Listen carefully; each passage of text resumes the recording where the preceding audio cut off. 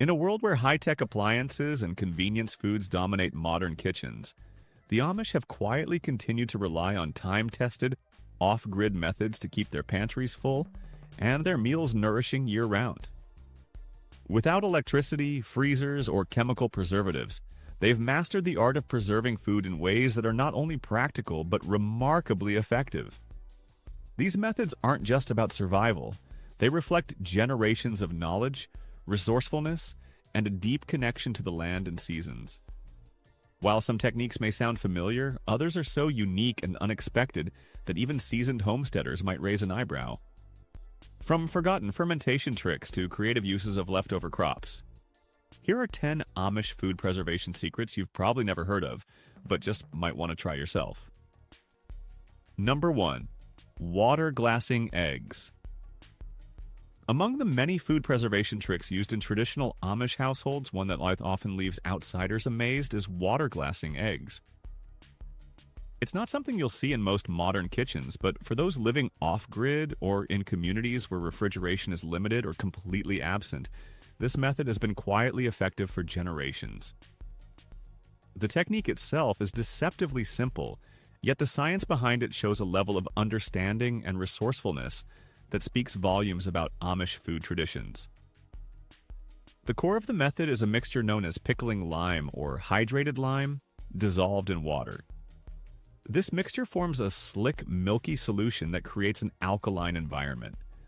When raw, unwashed eggs are submerged into this liquid, something remarkable happens. The lime slowly coats the porous eggshells, sealing them completely. That microscopic coating prevents air, bacteria, and moisture from penetrating the shell. In effect, it locks the egg into a kind of suspended animation.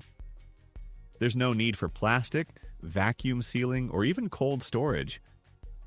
Just a ceramic crock, a bit of shelf space in a cool pantry or basement, and the right solution. What makes this method truly stand out is its longevity. Properly stored, eggs preserved this way can last anywhere from 6 months to a full year, sometimes even longer, with no noticeable drop in quality. When cracked open, they look and smell just like freshly laid eggs. The whites are firm, the yolks stay rounded, and there's none of the runny mess you might expect from old eggs. The Amish rely heavily on this technique during winter months when their hens naturally reduce or stop laying entirely due to fewer daylight hours. It becomes a kind of seasonal insurance, allowing them to maintain a consistent supply of one of their most versatile kitchen staples. There is a catch, though, and the Amish are careful about it. Only fresh, unwashed eggs are suitable for water glassing. Washing removes the protective bloom, a natural coating that acts as a barrier on its own. Once that's gone, the egg becomes vulnerable to spoilage, even in a lime solution. So timing is everything. Eggs should be collected daily, checked for cracks, and placed directly into the lime water without scrubbing or rinsing. Some households keep multiple crocks going at once, labeling each with a date so they can rotate their stock and avoid waste. It's not just practical, it's a quiet mastery of food stewardship. Number 2. Apple Schnitz, drying. In Amish kitchens, where every item has its place and nothing goes to waste, Apple Schnitz holds a special role that goes far beyond just being a snack. These thin, dried apple slices are a staple that finds their way into everything from desserts to hearty main dishes throughout the year. While the concept of drying fruit might seem simple, the method the Amish use is anything but careless. It's a carefully practiced routine passed down through generations, relying entirely on natural airflow, timing, and a close relationship with the environment. The process starts right after the apple harvest, when bushels of freshly picked fruit are brought in from the orchard. Only firm, slightly tart apples are selected, varieties that hold their shape and flavor once dried. Each apple is peeled and sliced into thin, even pieces, often by hand or with old-fashioned mechanical peelers. These slices are then carefully threaded onto long strands of cotton string, making garlands of fruit that are hung in warm, dry places, typically above a wood-burning stove, near ceiling rafters, or inside a screened-in shed that allows for steady air movement without direct sunlight. There are no fans, no dehydrators, and certainly no timers involved. It's all about intuition, seasonal knowledge, and patience. Depending on the humidity and temperature, drying can take several days to a week. As they shrink and firm up, the slices darken slightly and take on a leathery texture. Once finished, the apple Schnitz is removed from the string and stored in breathable cloth sacks or sealed glass jars, ready for use all winter. Some Amish families take it a step further by giving the slices a light smoking, which not only infuses a subtle earthy flavor but also deters insects and mold. It's a simple process, but deeply rooted in tradition and remarkably effective. Number 3. Buttermilk brining. When most people hear buttermilk, they think of fluffy pancakes or rich cornbread, but in traditional Amish food preservation, this ingredient plays a completely different role. One that's surprisingly practical and incredibly effective. Buttermilk brining is a method that combines fermentation, tenderization, and preservation all in one. And for the Amish, it's a trusted way to extend the life of meats like chicken or rabbit without the need for freezing or modern refrigeration. The process begins with fresh cuts of meat, often butchered the same day, which are immediately submerged in a large crock or stoneware container, filled with a mixture of buttermilk and salt. The proportions are carefully balanced, not too salty to overwhelm the flavor, but enough to inhibit harmful bacteria. The meat remains in this brine for anywhere from 24 to 48 hours, depending on the size of the cuts and the ambient temperature. During this time, the lactic acid in the buttermilk begins to gently break down muscle fibers, while also introducing beneficial bacteria that create a mild fermentation effect. The result is meat that not only becomes more tender with each passing hour, but also develops a subtle tanginess that's entirely natural. After the brining stage, the meat isn't rushed. It's either slow roasted over coals, placed in a smokehouse for a long, low cure, or in cooler seasons, even air-dried and covered outdoor sheds. Smoking is especially favored because it adds an additional layer of preservation through both flavor and dehydration. Once the meat is finished, it can be kept for extended periods in a root cellar or pantry, often stored in waxed paper or linen wraps. The flavor is rich, complex, and deeply satisfying, and the method speaks to a kind of resourcefulness that values every ingredient and wastes nothing. Number 4. Cold pack pressure canning. Without electricity. In Amish households where modern conveniences like electric stoves and microwaves are intentionally left out of daily life, food preservation requires not only tradition, but also ingenuity. One method that stands out for its effectiveness and practicality in these settings is cold pack pressure canning. Unlike the more familiar hot pack method, which involves pre-cooking food before sealing it into jars, cold packing skips that initial step. Instead, raw vegetables, fruits, or even cuts of meat are packed directly into sterilized jars and sealed while still cold. It may sound simple, but the method demands precision and care, especially when performed without the controlled environment of an electric kitchen. To start, Amish families typically use large wood-fired or propane stovetops to heat their pressure canners. These heat sources, while not adjustable by dial, are carefully managed with years of experience and close observation. Jars filled with raw food are placed into the canner, and the heat is gradually increased to avoid thermal shock, which could crack the jars. This slow, intentional rise in temperature is one of the keys to success. The pressure must reach just the right point to safely kill off bacteria, while allowing the contents to cook inside the jar during the process. Cold pack canning is often used for items like green beans, carrots, corn, and meats, because it preserves the firmness and structure of the food. Instead of ending up soft and mushy, the final product retains texture, color, and more of its original nutrients. The process also lends itself to bulk preservation. It's not unusual for Amish families to spend an entire day canning dozens of jars, all fueled by a wood stove fire that's carefully tended from morning to dusk. This blend of traditional skill and hands-on attention makes cold pack pressure canning a deeply respected practice in Amish food culture. Number 5. Corn cob syrup. As summer draws to a close and fields of golden corn are harvested across Amish farmland, there's a hum of activity not just around storing the kernels, but around what most people would consider waste, the cobs themselves. Rather than discarding them, the Amish have developed a method that transforms leftover corn cobs into a rich, golden syrup that not only preserves a part of the harvest but also serves as a homemade sweetener used year-round. This syrup is known in Amish kitchens for its deep flavor, practical shelf life, and the ingenuity behind its creation. The process begins after the corn has been shucked and the kernels removed for drying, canning, or freezing. The bare cobs are gathered and placed into large pots, often outdoors over a wood fire or in a summer kitchen, where they're slowly simmered with water for several hours. As they cook, the cobs release natural sugars and starches into the liquid, gradually creating a lightly sweet, golden broth. To deepen the sweetness and thicken the consistency, sugar is added during the later stages of boiling. Some families enhance the flavor by adding cinnamon sticks, a few whole cloves, or a splash of homemade vanilla extract, giving the syrup a warm, spiced note that pairs beautifully with breads, porridge, or baked goods. As the mixture reduces, it transforms from a thin liquid into a syrupy consistency, not unlike molasses or honey. It's then poured hot into sterilized glass jars and sealed for long-term storage. Once cooled, the syrup thickens further and takes on a slightly caramelized color and taste. It's not only an excellent way to stretch the usefulness of the harvest, but also a testament to Amish frugality and respect for resources. Nothing goes to waste, and even the most unlikely parts of a crop can be turned into something both useful and delicious.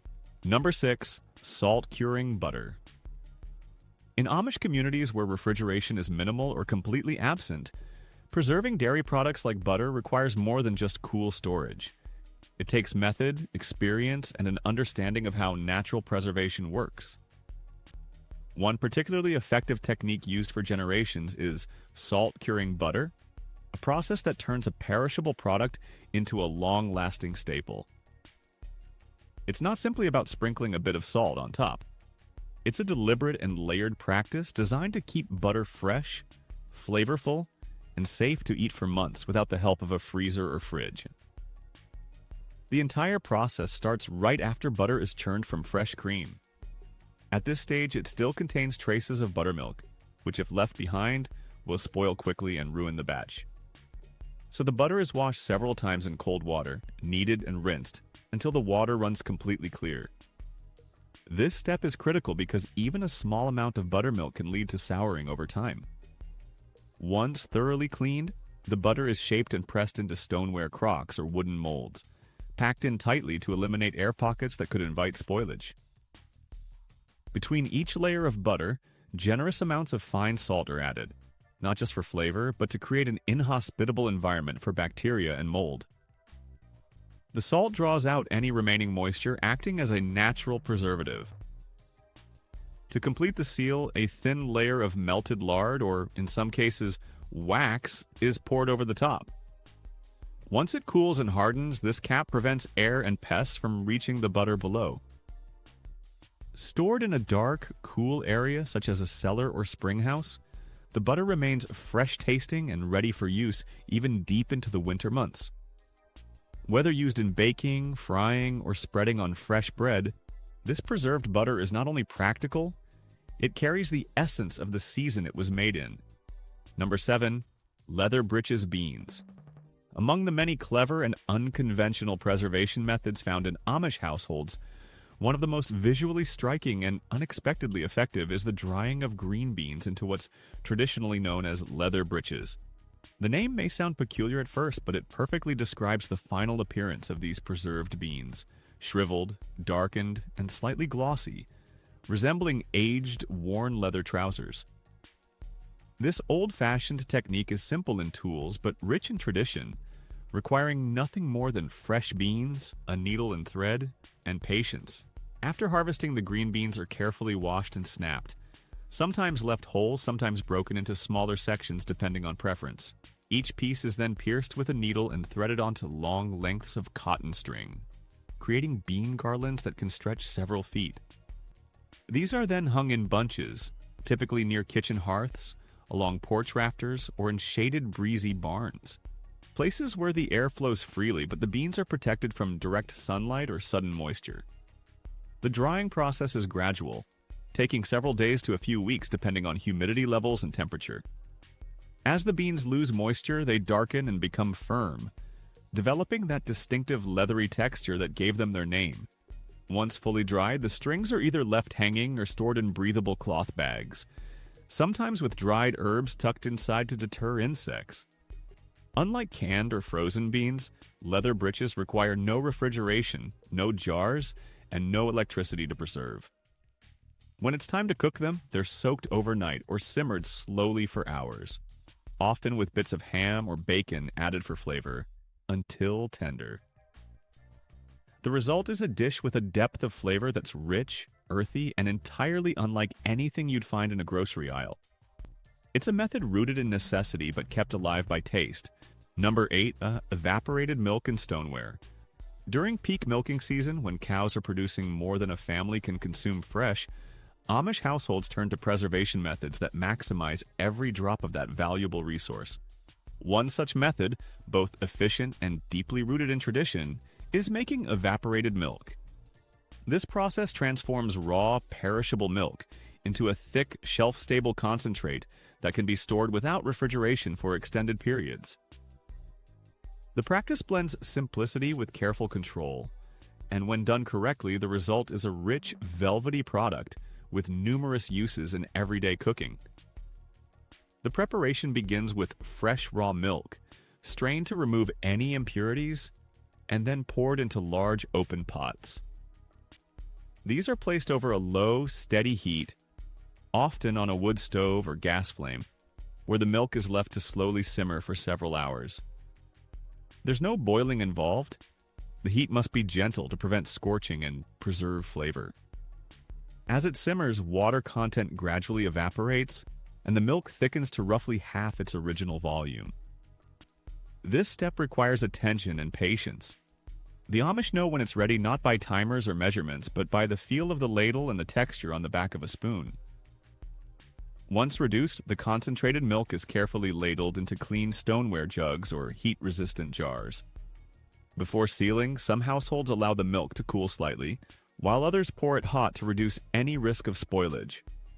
To seal the containers, they use a layer of rendered fat, wax, or sometimes both. This barrier locks out air and bacteria, ensuring the contents stay preserved. The stoneware itself plays a crucial role. It helps regulate temperature and shields the milk from light. When stored in a dark, cool pantry or root cellar, this evaporated milk remains usable for weeks, sometimes even months, making it a dependable staple well into the colder seasons. Number 9. Hardboiled grain storage. In many Amish households, grains are not just stored as raw, dry bulk. They are sometimes treated with an old-world method that adds both nutritional and practical benefits. This method, known as parboiling, involves partially cooking grains like wheat berries, barley, and oats in hot water, then thoroughly drying them before long-term storage. While it might seem like an extra step, this process offers a smart advantage in preserving quality and extending shelf life, particularly in climates where humidity and pests can quickly spoil untreated grains. The parboiling process begins with freshly harvested or cleaned grains. These are measured out and poured into large kettles or enamel pots filled with hot water, where they're simmered gently, not fully cooked, but just long enough to cause the starches within to swell and begin breaking down. This gelatinization makes the grains easier to digest later on and significantly reduces cooking time when they're finally prepared for meals. Care is taken not to overcook them, as the grains must still hold their shape and be capable of drying evenly. Once the grains reach the desired level of par cooking, they're strained and spread out onto clean cloths, mesh screens, or wooden drying racks. This is typically done outdoors in the sun or in well-ventilated drying rooms where warm air can circulate freely. Over the course of several days, the grains lose all residual moisture. When they feel completely dry to the touch, crisp but not brittle, they are ready for packing. The Amish often store these grains in tightly woven cotton sacks or glass jars. To protect against insects and moisture, natural desiccants like dried rice, bay leaves, or even a few cloves are added. This thoughtful approach helps maintain the grain's integrity for months, sometimes even through an entire season, ensuring a reliable food supply regardless of the weather outside. Number 10. Smoke-braised sausage in crocks. In the heart of Amish culinary tradition, where refrigeration is limited or entirely absent, the challenge of preserving protein-rich foods like sausage has inspired methods that are as practical as they are flavorful. One particularly rich and enduring practice involves the preservation of homemade sausage by combining smoking, braising, and fat sealing, all carried out with precision and care, using only simple tools and time-honored instincts. Known among some Amish families as a form of meat packing in crocks, this method is both deeply traditional and remarkably effective. The process begins with fresh sausage links, typically made from pork, seasoned with a well-balanced blend of salt, pepper, garlic, and spices that vary slightly from family to family. Once shaped and rested, these links are not immediately cooked or frozen. Instead, they're placed in a wood-fired smoker or a low-temperature oven, where they slowly cook just until the outside is firm and browned, but the interior remains slightly underdone. This smoke braising phase infuses the sausage with deep, savory notes while also drying the outer casing enough to resist spoilage during storage. After smoking, the sausages are carefully layered into stoneware crocks, which serve as natural insulators and long-term vessels. Once the sausage is packed in tight, rendered pork lard or beef tallow, still hot and liquid, is poured over the top, filling every gap and covering the meat entirely. As the fat cools and solidifies, it forms a natural, oxygen-resistant seal. A cloth is tied securely over the top of the crock to keep dust and insects out, allowing the contents to be stored for weeks or even months in a cool pantry or cellar. When it's time to serve, a sausage is simply pulled from the hardened fat and gently reheated in a skillet. The result is incredibly tender, juicy meat with a smoky richness and buttery texture, untouched by air and aged to perfection in its own protective cloak. It's a method that combines preservation with indulgence, embodying the Amish respect for quality, resourcefulness, and deep flavor.